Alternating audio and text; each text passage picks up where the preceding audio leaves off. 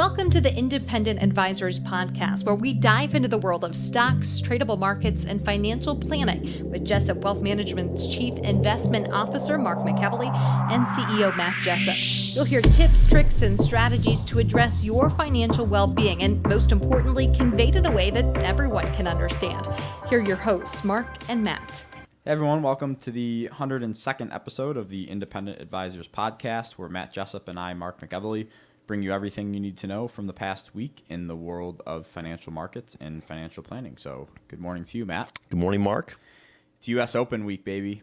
You're ready. Third major of the year. I'm pumped. Torrey Pines. Got You're ready. My golf shirt on. I'm ready to go. And it's almost the end of the quarter. Yes, and it's almost the end of the quarter, too. So I'll be rooting for Jon Rahm this weekend because of what happened to him at the Memorial, and he had to withdraw from the tournament after being up by 6 shots, I think. So he was going to run He away had that. with it. He had that in the bag. So he's played good at Torrey Pines in the past, so hopefully he can come out with a vengeance today. I will join you in rooting for him. All right. Before we begin, we'll take the first few minutes to recap the performance for the month and the year of the major indexes that we track. And these numbers are as of the market close on June 16th, and the data is from Koifin. S&P 500 index is up 0.5% for the month and up 12.45% for the year. The Dow down 1.6% for the month and up 11.2% for the year. The NASDAQ Composite Index up 2.45% for the month and up 9.2% for the year. IWM ETF that tracks the Russell 2000 Index is up 0.8% for the month and up 17.25% for the year. Vanguard International ETF ex-United States down 0.3% for the month and up 11.1% for the year. The 3-month T-bill currently yielding 0.04%, the 2-year Treasury yielding 0.2%, and the 10-year Treasury yield is sitting at 1.57%. Big news and headlines, current events from the week, Matt. G7 countries agreed to a 2-part global minimum tax proposal last week that seeks to prevent a race to the bottom approach to corporate taxes and the games played to avoid taxes in one country by shifting income to the other and so on. And while this proposal is far from implementation, it's going to take years to fully flesh out and get through it. So, yeah. I think the thinking behind this is, they don't want to have one country whose corporate tax disproportionately rate benefiting is super low, and you have all these corporations moving, money over to there. And, this has been a problem, and I put air quotes, problem in the government's eyes for a long time. Especially within the Eurozone itself. I know that, for example, a lot of companies run their revenue through Ireland in the Eurozone. I'm sure there's the tax reasons as to why, and that's disproportionately benefited them compared to other countries, and just take what's happening in the EU on the G7 basis. Yeah, and we're talking about corporate tax rates, not personal tax rates. Obviously. Correct. Filings for initial jobless claims are hitting pandemic lows. They're down 94% from their peak last March, and 25 states have now announced that they are going to end the extra federal benefits early that are paying a lot more money not to work right now, and this shift is expected to encourage more workers to reenter the labor force in the coming months. So we'll see if that does with the jobs numbers over the next several months. And I'm glad we're highlighting this news point, because why is it newsworthy for our listeners? In my opinion, Mark, it has to do with getting these supply chains normalized. And in my opinion, and we'll see if you agree, I think labor is the biggest reason for the shortages in the supply chain. Yeah, you need workers to do that. And once people get back there, Mark, supply chains will begin to normalize. And in my opinion, these peaks of inflation on these on different areas, let's take lumber and copper, that stuff will start to normalize as people go back to work. Yeah. My opinion. Yeah, and lumber has come in quite a bit. I think it was last week or 2 weeks ago it had its worst week of the year in terms of performance. Yeah, I looked at the chart actually yesterday, and we're not fully back to pre-April move higher, but we're almost there. Right. Yeah. Latest home price data continues to increase, hitting all-time highs again, up 13% over the past year, according to the S&P Case-Shiller U.S. National Home Price Index, and this is the highest rate of increase since 2005. So there haven't been, at least right now, hasn't been a slowdown in rising home prices for the time being. Not seeing it yet. Moving on to tweets, articles, and research that caught our eye from the week. Do you want to kick us off? I do. So first, a piece I have for the listeners, Mark, has to do with a blog post from Compound Advisors on June 6th. The title of the post is, "Should you invest new money all at once, over time, or only after a bear market?" Well, the big thing I wanted to talk about today is a chart that Charlie had in there from Compound Advisors. And this chart is on our show notes. And before I discuss it further, let's remind listeners, Mark, and how they can access this. Yeah, so go to our LinkedIn page, our Facebook page, or Twitter, and that's at Jessup Wealth on Twitter to find these show notes. So, listeners, when you see this chart on our show notes, the title of the chart is Odds of Cash Outperforming the S&P 500. And underneath that, it says Total Return from 1928 through 2020. And what it does, Mark, is, again, it's the odds of cash doing better than the S&P 500 on a one-year basis going back to 1928, 30% of the time, 30.6 to be exact. Which is still not very good odds. Cash will outperform the S&P on a one-year basis. So let's take it to 2 years. Cash only outperforms now 26% of the time. 3-year basis goes down to 23%. 5-year, 22.7. 7-year drops down to 16.7. And then you get up to 10 years, 16.2. 15 years, you're down to 7% of the time. 20 years, 0.8. And 25 years, goose egg. So I think the biggest thing that I take out of this is that if you're a long-term investor, Does it matter? it doesn't matter. It does not matter. No. And even if you're just looking out 1 or 2 years, 30% is not very good odds, in my opinion.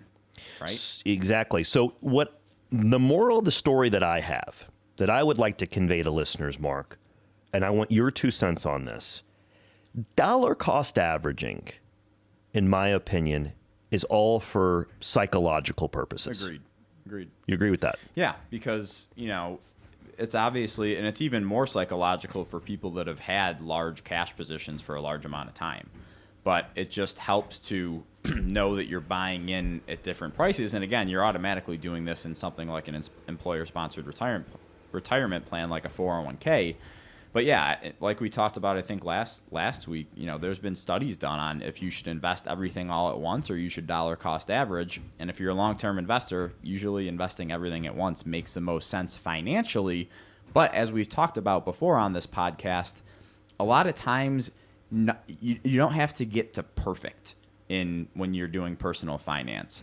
Dollar cost averaging, in my opinion, for most people is good enough. If that psychologically makes you sleep better at night, then I'm all for it. It's just one of those things that doesn't have to be so optimized that it has to make sense 100% from a financial standpoint.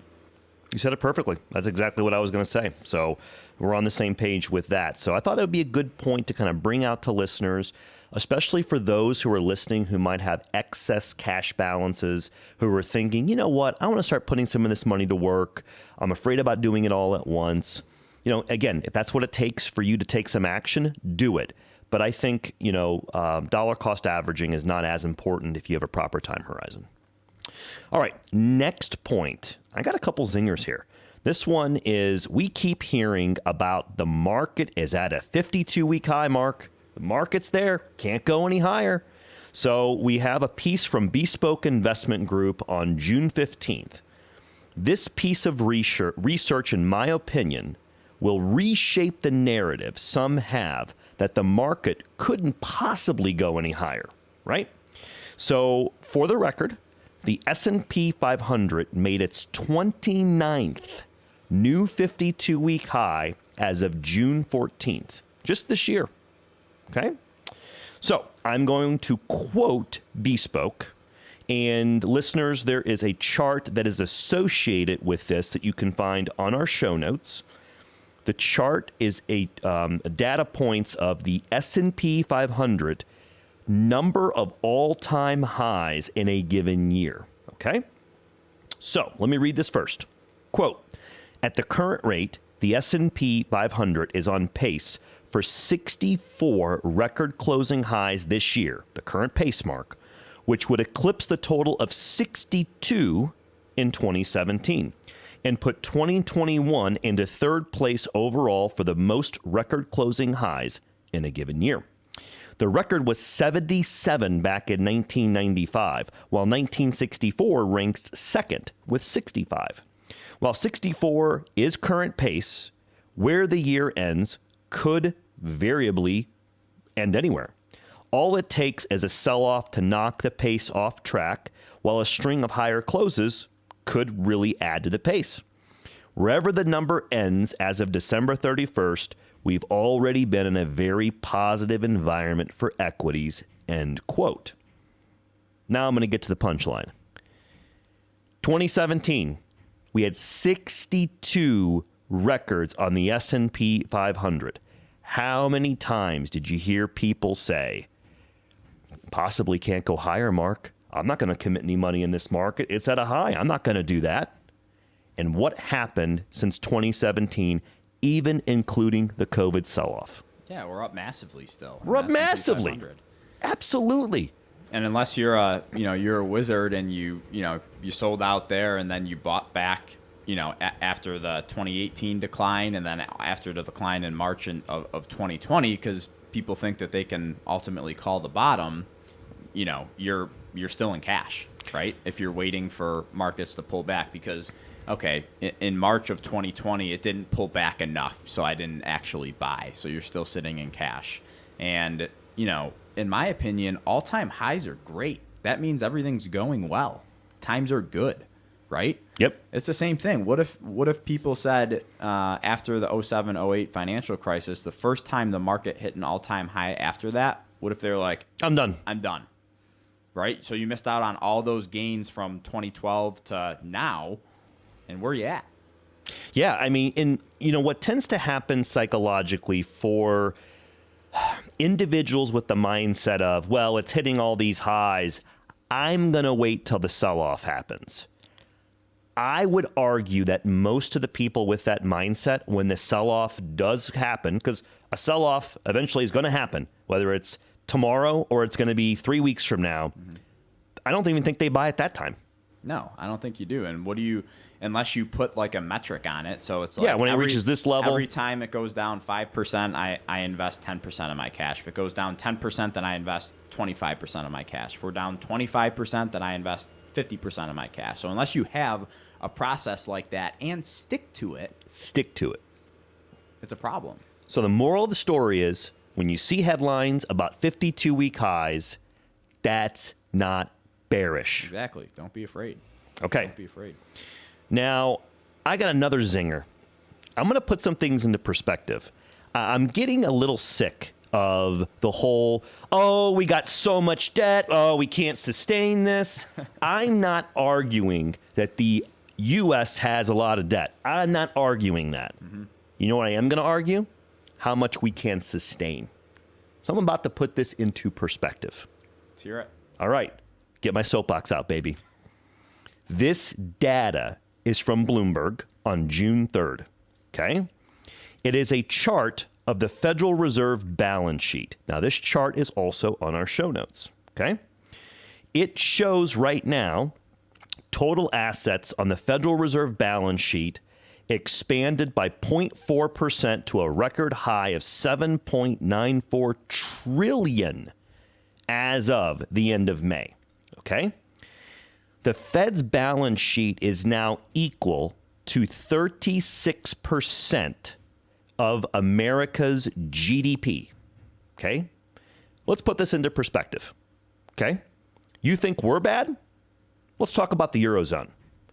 Their European Central Bank, their balance sheet is equal to 77% of the annual GDP of the Eurozone. Okay? I'll take it even further. Let's take Bank of Japan. 134% of their balance sheet versus GDP. So the next time, and this will just set me off, the next time someone in our industry who should be educated on this says to we can't keep printing money like this, it's not sustainable, at a certain point, you're right. But don't come across that it's like that right now. Yeah. When Europe is double where we're at. I'm just going to say it very bluntly. We can print a lot more money than people think. Yeah. And we're nowhere even near the beginning of it. Right, exactly. And I think people forget that since the 1980s, we have been in a falling interest rate environment. If you put the 10-year U.S. Treasury on a chart, the yield of the 10-year U.S. Treasury, it's been in a steady downtrend since the 1980s. And I think the question becomes, are we going to be in an ultra low interest rate environment for a prolonged period of time? And my argument is yes. I don't think we're going to see interest rates over 5% within the next couple decades. I would agree with that statement. I would. And again, I don't like to have predictions, so that's it's just my take. So take it with a grain of salt. But I just think we're in a newer environment where we are not going to see like much higher rates like we did in the early 90s. Yeah, and again, I want to say it one more time. This is not me saying that I don't have concerns about the debt level. This is an issue of how much can we print? How much can the Fed add to the balance sheet? And they're nowhere near the point of maximum saturation. Yeah, I don't think so either. Nowhere near it. I don't think so either. I'm going to touch on that a little more here in a little bit. Oh, well, I'll turn it over to you. The first thing that I had was just a simple quote from David Einhorn. So he's a pretty famous hedge fund manager. Mm-hmm. And he says, "What do you call a stock that's down 90%? A stock that was down 80% then got cut in half." So I like that because I just wanted to throw this out for people that just because a stock has sold off, that does not automatically imply that it's going to go back to its all-time highs or it's going to begin to rise again. So if you think back to the financial crisis again, Lehman Brothers stock, you had analysts on the street, when it fell from 100 to 80, they're like, that's a buy. Fell from 80 to 50, that's a buy. Fell from 50 to 20, wow, that's a screaming buy right now. And then next thing you know, they go bankrupt and the stock's worth nothing. So the Friday before, S&P had a credit rating on them of A-, and they went bankrupt on Monday. Exactly. So you can't, just because everyone is taught that you have to buy low and sell high, when a stock's in a precipitous fall, watch out because it can fall 10 times more than you usually think it can, in my opinion. I don't disagree. And I think, what the other trap that I think people fall into is this trap of historical valuations. And I don't want to get too much in the weeds about, well, this stock is only trading at a price to earnings of 7. It's dirt cheap. I should buy it. Guess what? You can get a lot cheaper. Yeah, it can get a lot cheaper. And a lot of times they're cheap for a reason. Yep. Next thing was an article written by Josh Brown on his blog, and it's titled, "This Is Why." So I said I was going to read a snippet, but I'm going to read a lot of it because I think it was really good. So he says, "You can't buy a home now and seriously expect to be doing any kind of remodeling work with a straight face. The cost of everything is up 100% plus, everything. You certainly are not walking into a car dealership and getting a deal on an SUV. You want it, you're paying top dollar. There are no factory rebates built into the leases because rebates aren't necessary. There's no supply and indefinite demand. Irregardless, take a moment to recognize the fact that this is why we've been telling you to invest. Us meeting fiduciary advisors who know what they're doing. All over the country, this is why. S&P 500 index has been compounding at 14% per year over the last 10 years. That rate of return, which was not expected by anyone and should not be expected going forward, turns $100,000 into $370,000 if you left it alone. There have been people doing their best to talk you out of taking stock market risk or convincing you that you could hedge it while still earning the same or better returns. This is now and has always been a fantasy. Risk-free reward is the domain of the charlatans. It only exists on Twitter, not in real life." The stock market returns took your savings from 10 years ago, 9 years ago, 8 years ago, and kept them competitive with the prices in today's economy.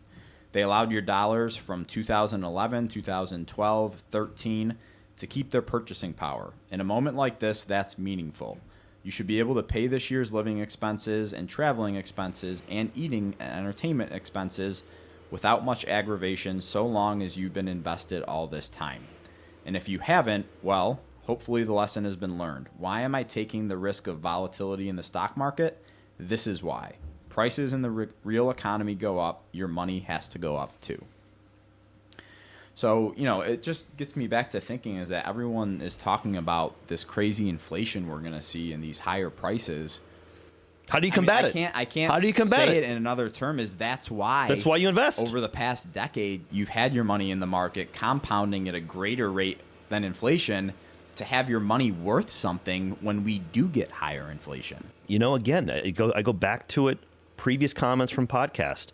Just because you have $100,000 in a savings account, in 5 years, the account might say $100,000, but what that buys in goods and services is going to be a lot less than $100,000. Yeah, exactly. And so just because you don't see your balance move up and down in that savings account doesn't mean the real purchasing power of it is not going down.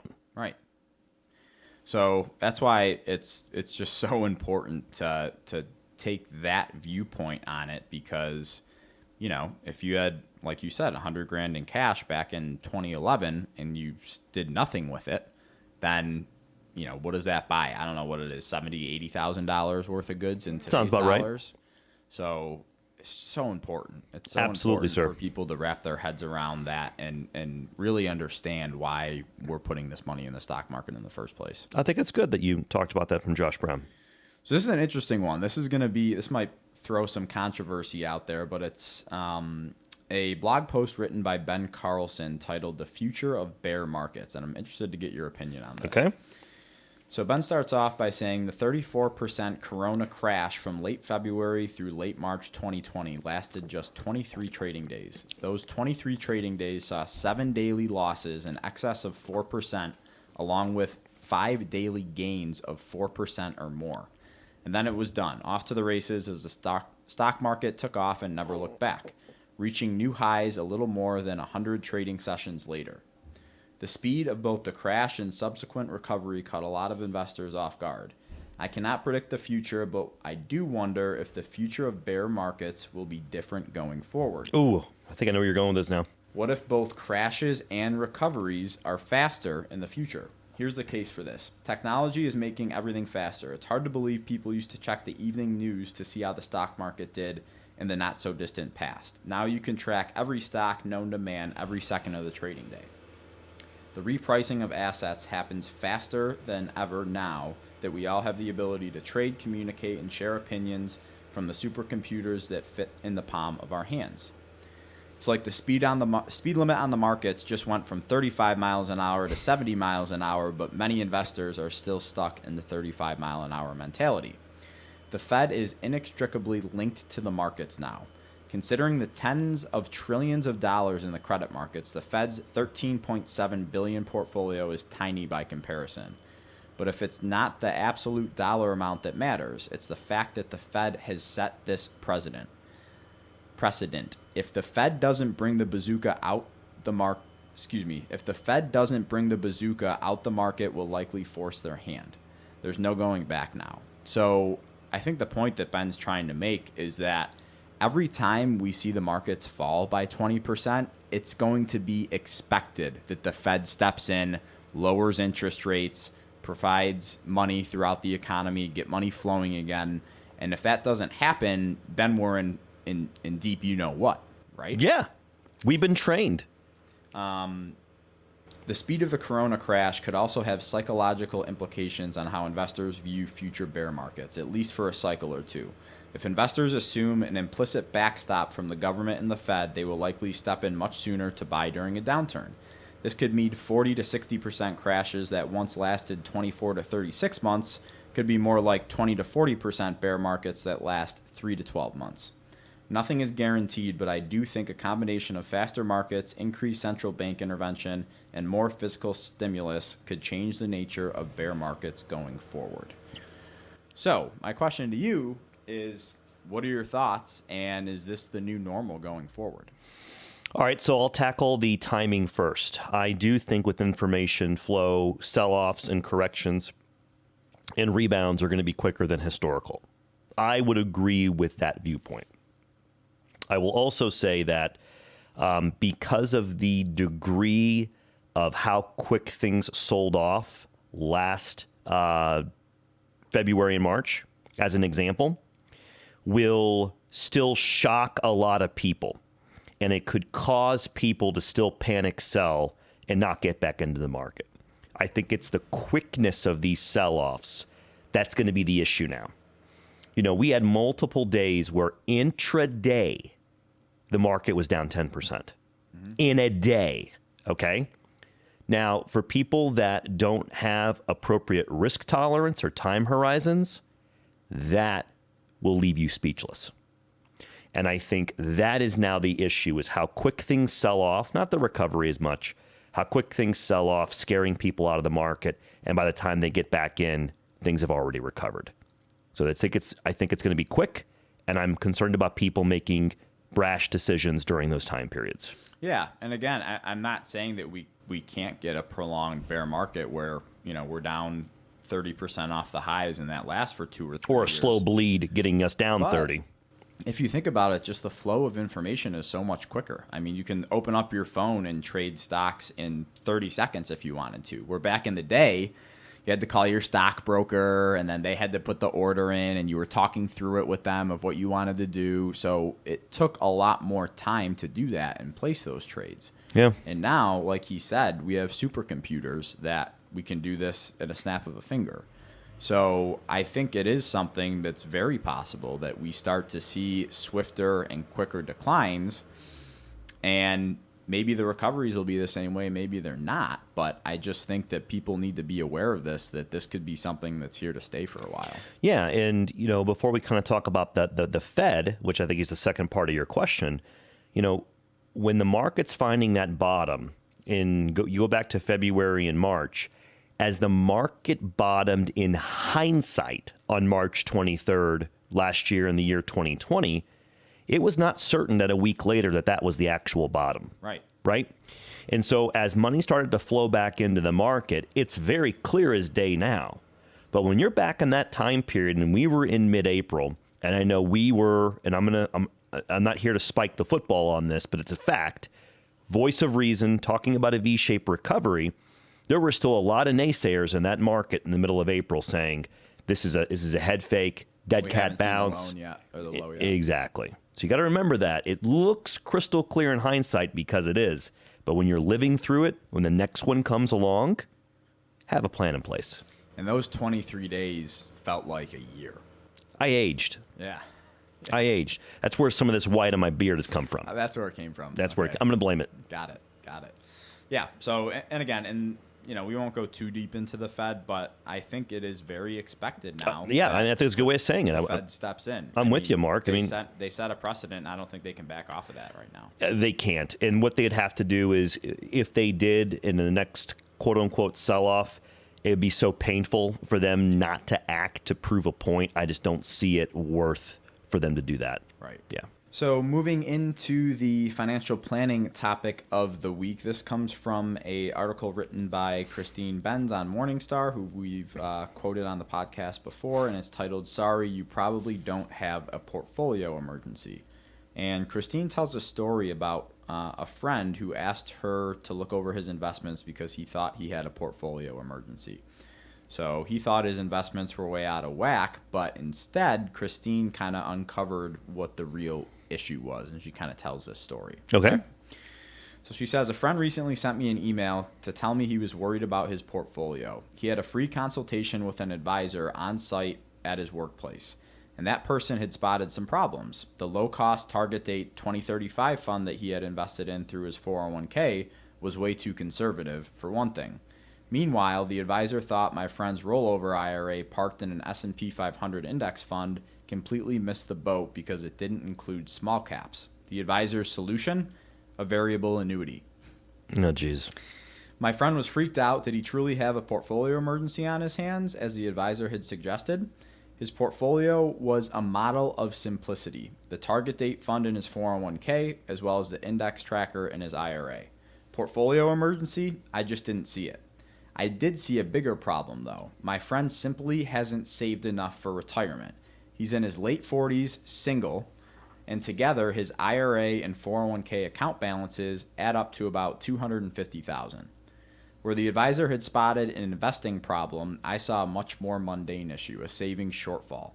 What ailed my friend's financial plan wasn't going to be fixed by bumping up his weighting in small caps or getting out of the 2035 target date fund because of its 20% bond position. It most certainly wasn't going to be rectified by steering the money into a high-cost variable annuity.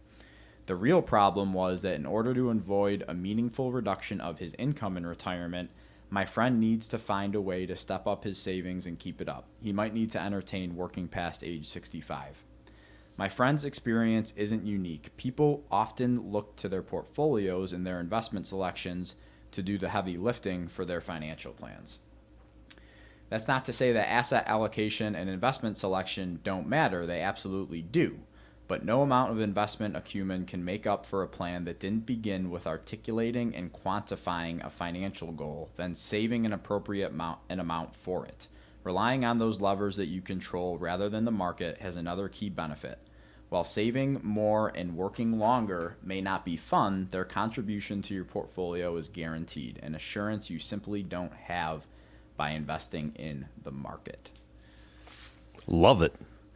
So, again, I think this is a thing that people get way too much in the weeds with, how they're allocated in their 401ks. While it is important, yes, it is important if you have a plan, right? If you have a savings plan to invest in these different funds so you're well diversified and your asset allocation is in line and you don't have all your eggs in one basket, that's fine.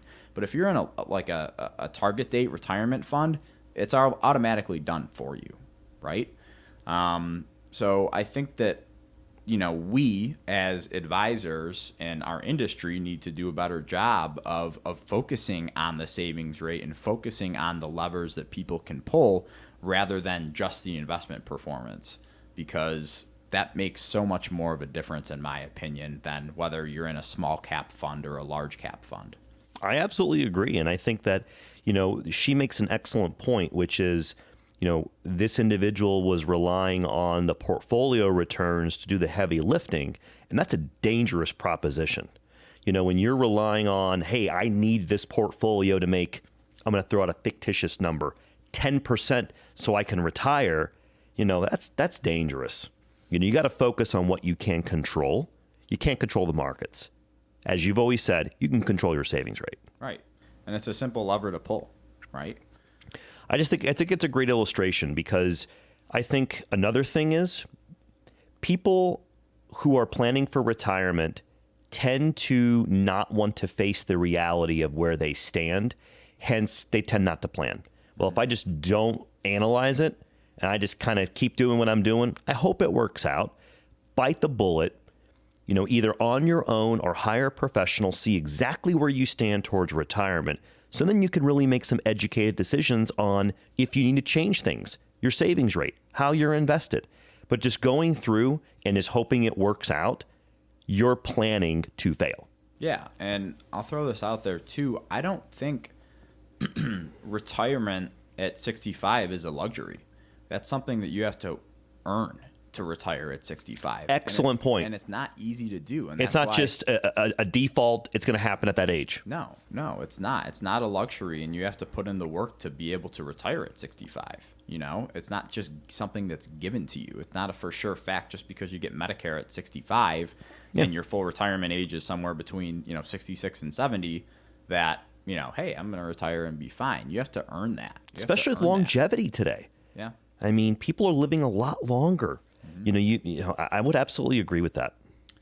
So I thought that was an interesting article, and Christine always puts out good stuff, so wanted to put that one on the show.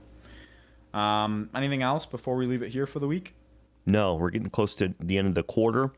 I'll be curious to kind of see how the market trades going into the end of the quarter after, it's been a volatile quarter, relatively speaking. Yep. The Fed just yesterday said that they see rate hikes, possibly two rate hikes in 2023, which sold markets off slightly yesterday. Yeah, and I think the members saying a potential for next year on the board went from 4 people to 7 people, being a chance there's a rate rise in 22. Which is, I mean, let's estimate that each rate rise is 0.25%. So yeah. we're still nowhere near. My 2 cents is yesterday is a non-event, in my opinion. If you're a market participant and you're heavy in the industry, if you were quote unquote surprised by yesterday, then you shouldn't be doing what you're doing. Yeah. My opinion. Yeah, I think it's more, media attention, news headline stuff than what actually really matters. In my 2 cents, that was what happened yesterday with the Fed announcement is par for the course right now. Yeah, agreed. Okay. Well, we'll leave it there for the week, and thanks everyone for coming back for the 102nd episode of the Independent Advisors Podcast. Hope you all have a wonderful rest of the week. We'll see you next week, everybody. Thank you for listening to the Independent Advisors Podcast. If you're interested in hearing more, hit the subscribe button so you can be notified every time a new episode gets released. Feel free to share with friends, family, and follow us on Twitter at Jessup Wealth, Facebook, and LinkedIn. Mark and Matt will continue to share beneficial information on these social media sites. Also, check out the podcast tab on their website. That's www.jessupwealthmanagement.com. There you'll find links to every episode of the Independent Advisors. Have questions or topics you want to discuss on the show? Message us on Twitter, LinkedIn, or send an email with the words questions and topics in the subject line to inquiries@jessupwealthmanagement.com. We'll talk about it right here on the podcast. Certain sections of this commentary may contain forward-looking statements based on reasonable expectations, estimates, projections, and assumptions. Forward-looking statements are not guarantees of future performance and involve certain risks and uncertainties which are difficult to predict. All indices are unmanaged and are not available for direct investment by the public. Past performance is not indicative of future results. This podcast is provided for general informational purposes only and does not constitute either tax, legal, or financial advice. Although we do go to great lengths to make sure our information is accurate and useful, we recommend you consult a tax preparer, professional tax advisor, financial advisor, or lawyer regarding your specific circumstances. Investing involves risk, including the loss of principal. No strategy can guarantee any objective or goal will be achieved. Advisory services offered through Commonwealth Financial Network, a registered investment advisor.